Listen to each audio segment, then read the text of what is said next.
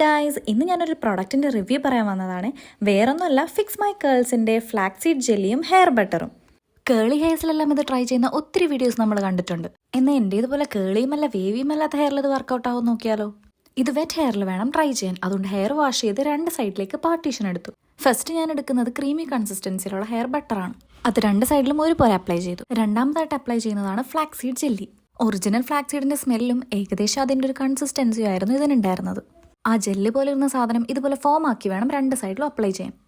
Hair ഇങ്ങനെ താഴെ നിന്ന് മേളിലേക്ക് സ്ക്രഞ്ച് ചെയ്ത് കൊടുക്കുന്നത് ഒരു ഇമ്പോർട്ടൻറ്റ് സ്റ്റെപ്പാണ്. എന്നാലേ ഡെഫിനിഷൻ വരുള്ളൂ എന്നാണ് പറയുന്നത്.